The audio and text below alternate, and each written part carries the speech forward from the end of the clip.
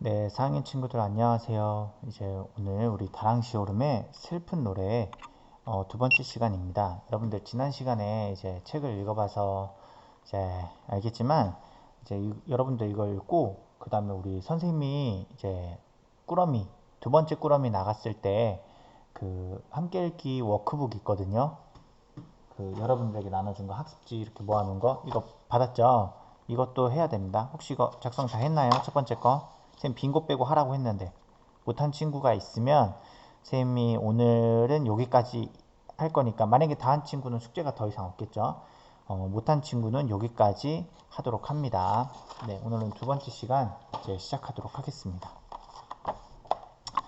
네, 읽겠습니다. 연싸움입니다.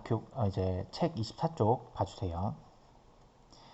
겨울방학을 했다. 겨울이지만 날씨가 따뜻해서 영수 종국이와 함께 찌구리를 잡으러 다녔다. 우리는 신나무 아래 숨었다가 찌구리가 씨를 먹으려고 날아들면 새총을 쏘았다. 하지만 총알이 번번이 빗나가서 찌구리는 한 마리도 잡을 수 없었다. 야, 제대로 좀 쏴라. 어쩌면 한 발을 못 맞추냐? 조용히 해. 너 때문에 찌구리가 달아나겠다. 에이, 총만 있으면 저놈들을 한 방에 잡을 수 있을 텐데. 그러게 말이야. 하긴 새총으로 날아다니는 찌구리를 잡겠다는 게 욕심이지. 우리는 찌구리가 날아드는 신나무랑 먹구실나무, 느릅나무를 찾아다니며 하루해를 보냈다. 온종일 그렇게 쏘다니다가 집으로 돌아와 저녁을 먹고 나면 이내 밤이 찾아왔다. 겨울밤은 길었다. 우리 사남매는 호롱불 아래 옹기종기 모여 긴 겨울밤을 보냈다. 호롱불은 그리 밝지 않았지만 그런 대로 지낼만 했다. 그 불 아래에서 어머니는 바느질을 하고 형은 윗목에 앉아 산수 문제를 풀었다. 큰 누나는 시집갈 때 가지고 간다며 이불보에 술을 놓았고 작은 누나는 뜨개질을 했다. 나는 심심해서 어머니에게 옛날 이야기를 들려달라고 졸랐다. 다 아는 걸 또 듣겠다니 실증도 안 나니? 실증이 나다니요. 그런 말 하지 마세요. 난 어머니가 해주는 옛날 이야기가 제일 좋더라. 긴긴 겨울밤을 지내는 데는 옛날 이야기가 제격이었다. 어머니가 들려주시는 옛날 이야기는 아무리 들어도 질리지 않았다. 자청비가 오줌 싸기 경기를 하는 것도 재미있고 바보 같은 남선비가 큰 부인이 죽는 것도 모르고 악독한 작은 부인의 말만 듣는 것도 답답하긴 했지만 재미있었다. 하지만 어머니는 바느질을 다 하고 나서 들려주겠다며 좀처럼 이야기 보따리를 풀지 않으셨다. 그러다 보니 슬슬 배가 고파왔다. 먹은 게 부실해서 창자가 자꾸 먹을 걸 달라고 보채는 것이었다. 어머니 뭐 먹을 거 없어요? 먹을 게 어디 있냐? 뱃속에 거지가 들어 앉았구나. 꾹 참아라. 사내 대장부가 그것도 못 참으면 안 되지. 그래도 어머니 배가 너무 고픈데요. 그럼 감자나 갖다 먹어라. 감자요? 나는 어머니의 말씀에 귀가 솔깃했다. 감자라는 말만으로도 입에 군침이 돌았다. 하루 두 끼를 먹으면서도 손도 못 대게 하던 감자를 먹다니 나는 꿈이라도 꾸는 것 같았다. 내가 갔다 올까? 갔다 올까요? 예, 아니다. 경수가 가라. 네가 갔다가 감저 누를 허물어 버리면 큰일 난다. 어머니는 내 속도 모르고 형에게 심부름을 시키셨다. 한 개만 가져와라. 씨감자를 함부로 손대는 건 안 되는 일인데 어머니의 말씀에 형도 좋은지 얼른 일어났다. 저녁을 보리 쪽으로 떼었으니 형도 배가 고플 것이다. 나는 형을 따라 밖으로 나갔다. 형은 우영으로 가서 노람지를 걷어내고 감저눌에 팔뚝을 찔러 넣었다. 그리고 정말 감자를 하나 꺼냈다. 생각 같아서는 감자를 한 10개쯤 가져다가 실컷 먹었으면 좋겠는데 씨감자라 어머니의 말을 들을 수밖에 없었다. 씨감자가 넉넉하지 않아 내년 농사를 망칠지도 모르겠다고 걱정하는 걸 들은 적이 있기 때문이다. 씨를 먹어버리는 놈이 세상에서 가장 어리석은 놈이다. 어머니는 늘 그렇게 말씀하셨다. 감자는 정말 맛이 있었다. 우리는 껍질을 벗겨낸 감자를 네 토막으로 잘라 한 토막씩 나눠 먹었다. 어머니는 배가 고프지 않다면서 우리에게만 먹으라고 하셨다. 어머니는 늘 그러셨다. 겨울이 깊어가면서 날이 꽤 추워졌다. 그러나 어머니는 추위에도 아랑곳하지 않고 바다와 들판을 누비며 우리 배를 채워주려고 애쓰셨다. 고동을 잡아오시는 날도 있었고 소나무 껍질을 벗겨오시는 날도 있었고 보리밭에서 무릇을 캐다가 삶아주시는 날도 있었다. 삶은 무릇은 톡 쏘는 맛이 있긴 했지만 그거라도 먹어야 배고픔을 면할 수 있었다. 우리도 늘 먹을 것을 찾아 겨울 들판이나 바다를 헤매다녔다. 주로 흙 속에 묻혀있는 감자 이석을 주러 다녔는데 어떤 날은 들고 간 구덕을 가득 채워 돌아오기도 했지만 온종일 돌아다녀봐야 감자 이석 하나 못 줍는 날도 많았다. 그러고도 시간이 남으면 아이들과 골목길에서 다치기도 하고 제기 찾기도 하고 보리밭을 뛰어다니며 연을 날리기도 했다.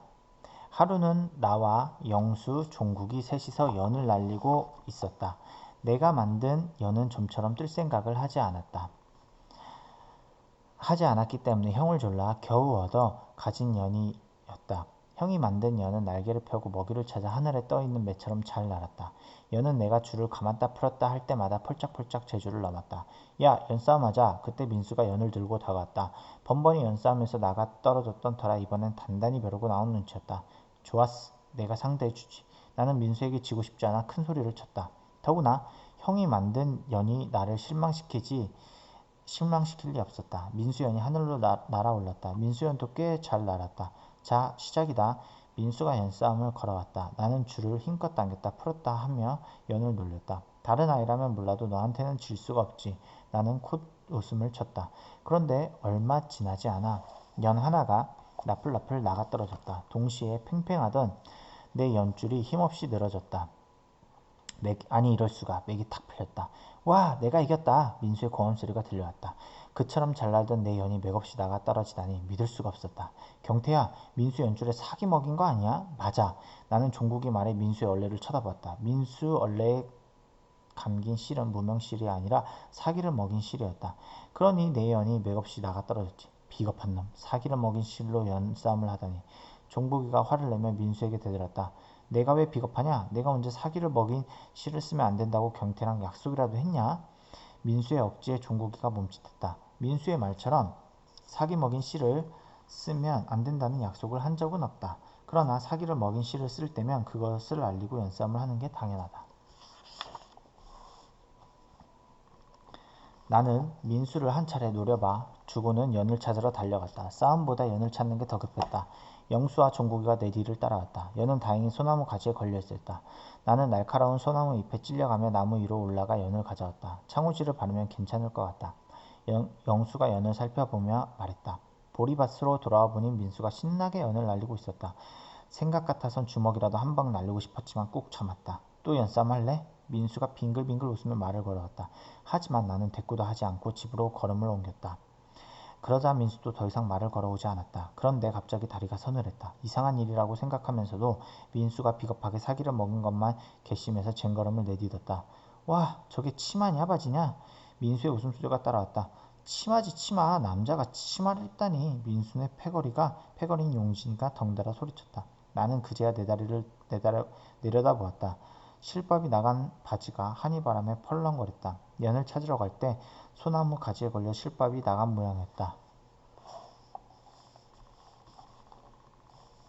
그렇지 않아도 옷이 낡아 곧잘 해지곤 했다. 겉옷 한 벌로 1년을 나자니 옷이 견디질 못하는 것이었다.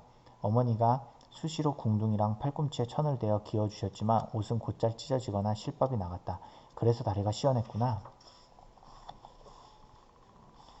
나는 따라오면 놀려대는 민수의 패거리를 매섭게 노려보고는 다시 돌아섰다. 연싸움에 지고 바지도 터지고 나는 속이 부글부글 끓었다. 집에 거의 다 왔을 쯤에 바닷가 샘에서 물을 깃고 돌아오는 큰 누나를 만났다. 누나는 허벅을 쥐고 있었다. 누나 내 바지 봐. 거지처럼 이게 뭐야. 아이들이 놀리잖아. 나는 공연히 누나에게 화풀이를 했다. 그러게 좀 얌전히 놀지. 내가 기어줄게. 누나도 가랑이가 찢어져 맨살이 다 드러난 바지를 입고 있는 내 꼴이 우스운지 자꾸만 키득거렸다. 이튿날이었다. 경태야, 한라산이 뒷동산 같다. 영수 말에 나는 자치기를 하다 말고 한라산을 쳐다보았다. 비가 그친 뒤라 그런지 한라산은 세수를 한 것처럼 맑은 얼굴로 우리를 내려다보고 있었다. 정말 가깝게 보인다. 멋있네. 나는 오늘따라 한라산이 유난히 멋있어 보인다고 생각했다. 운유월이 되도록 하얀 눈을 이고 있는 한라산은 제주의 자랑이었다. 한번 올라가 봤으면 좋겠다. 한라산에 갔다가 신선이 노하면 어떡하려고 영수가 겁먹은 눈으로 한라산을 올려다보며 말했다. 산신이 어디 있냐? 아까 산신이었어요. 다 지어낸 말이지. 우리 삼촌이 백록담에 갔다 왔는데 신선은 코빼기도 안 보이더라고 했어. 신선이 아무 때나 나오냐? 아무도 보는 사람이 없을 때 흰 사슴을 타고 다니지. 알았어. 넌 신선이랑 놀아. 난 자치기나 하겠다. 나는 다시 새끼자를 겨누며 말했다. 영수랑 자치기를 하며 번번이 졌기 때문에 오늘은 꼭 이겨야겠다고 생각했다. 나는 새끼자 모서리를 힘껏 쳤다. 새끼자가 공중으로 펄쩍 뛰어올랐다. 나는 있는 힘을 다해 큰 자를 휘둘렀다. 딱 소리와 함께 새끼자가 새처럼 공중으로 날아갔다. 누구냐? 자를 친 놈이. 갑자기 우렁한 목소리가 귀를 때렸다. 나는 얼른 소리가 나는 쪽으로 고개를 돌렸다. 민수 아버지가 새끼자를 들고 있었다. 내가 친 새끼자가 날아가다 민수 아버지를 맞힌 모양이었다. 나는 얼른 고개를 숙였다. 재수없게 민수 아버지한테 날아깨버람. 나는 겁이 나서 다리가 후들거렸다. 너냐? 골목길에서는 조심해야지. 우리 민수랑 싸우지 말고 사이좋게 놀아라. 민수 아버지는 내가 민수 친구란 걸 알고 있던 터라 목소리를 낮추고 다정하게 말했다. 그렇지만 나는 그 목소리에도 소름이 돋았다. 민수 아버지는 일본 순사였다. 검은 옷을 입고 칼을 찬 민수 아버지가 지나가며 동네 사람을 너나 없이 에이 쪽발이보다 더 나쁜 놈 하고 손가락질을 했다. 혹시 해코지라도 당할까봐 민수 아버지 앞에서는 모두 쩔쩔매는 신용을 했지만 말이다. 민수 아버지는 일본 순사라는 것을 내세워 마을 사람들을 함부로 대했다. 총알을 만든다며 제사에 쓰는 노그릇을 뺏어갈 때도 민수 아버지가 제일 앞장섰다.